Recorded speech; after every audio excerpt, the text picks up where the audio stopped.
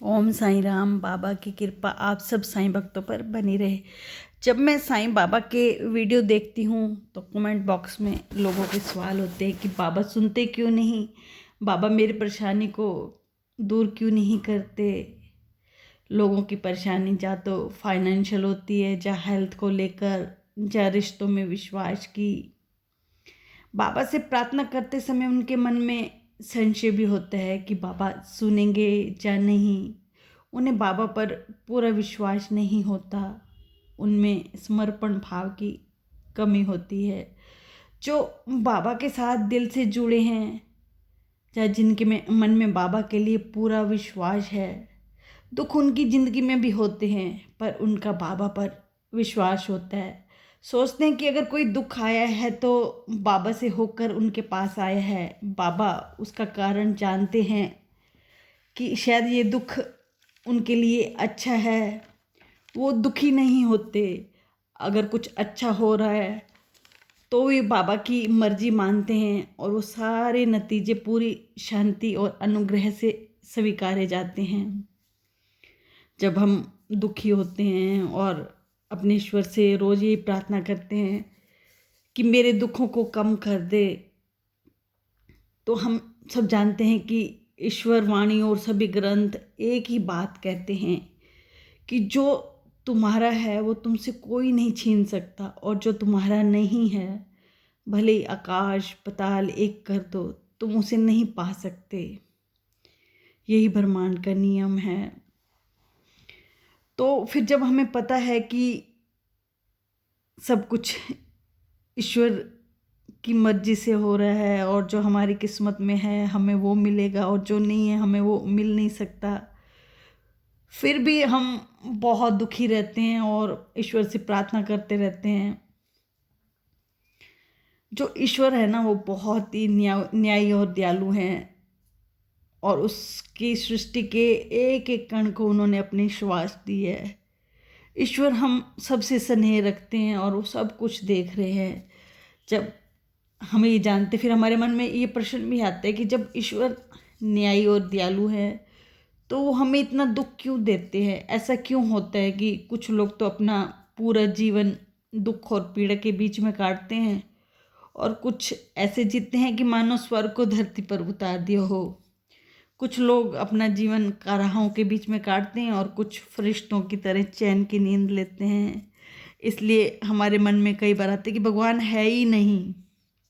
बाबा कहते हैं कि मैं तुम्हें इसका कारण बताता हूँ। ईश्वर न्यायी और दयालु है। ईश्वर सबके लिए एक है। जो कोई भी नेक काम है ना वो उसकी नज़रों से नहीं छिपा, और ना ही कोई गलत काम उससे छिपाया जा सकता है।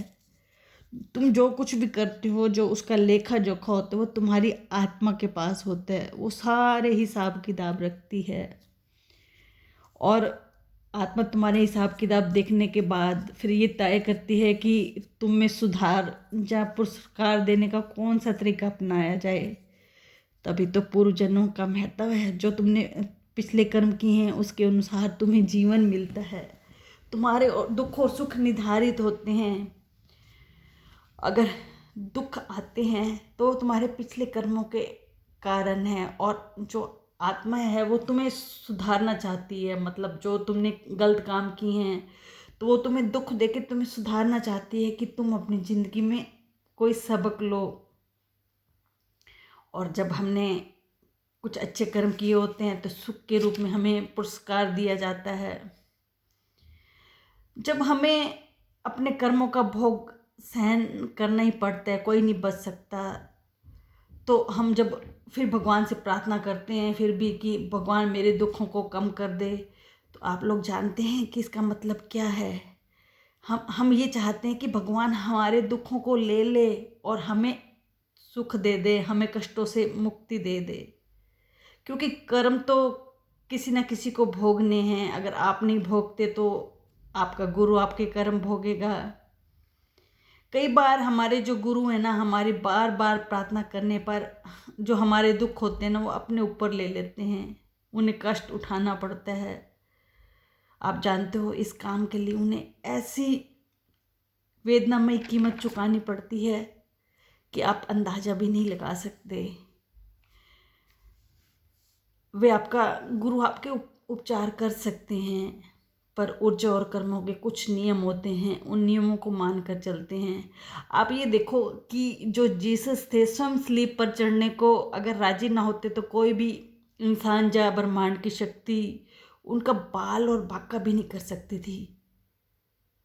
उन्हें सूली पर कोई भी नहीं चढ़ा सकता था, वो खुद ही ईश्वर थे। पर दूर की बात देखो, उन्होंने खुद ही अपनी ही अनुमति से मानव जाति की जो सामूहिक कर्मों का भार था ना, वो अपने आप ले लिया और स्वयं को पीड़ा दुख के संसार में डुबो दिया।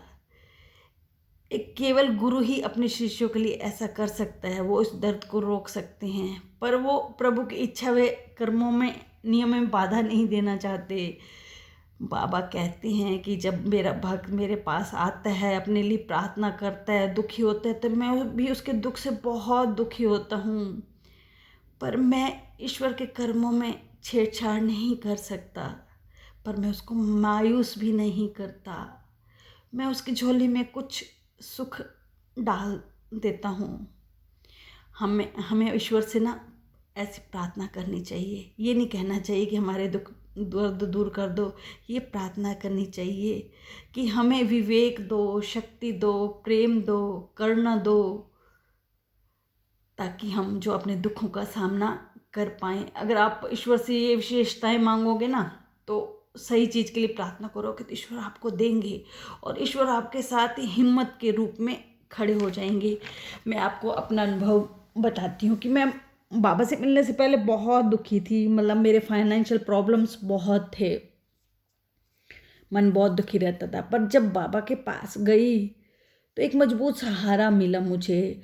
आप मानोगे 9 साल तक मेरी बाबा को मानने के बाद मेरी फाइनेंशियल प्रॉब्लम रही, पर वो बाबा के होते मुझे वो जो परेशानियाँ पहले काटने को दौड़ती थी, बाबा के आने के बाद वो परेशानियाँ लगी ही नहीं। पता नहीं, बाबा ने बहुत सारी हिम्मत मुझे दे दी। अब मानोगे, जब मैं पहली बार गई बहुत रोई, अपने दिल का गुबार बाबा के आगे बहुत इतना रोई कि बाबा ने कहा कि बेटी सारा गुबार निकाल ले, आज के बाद तुझे रोने नहीं दूंगा।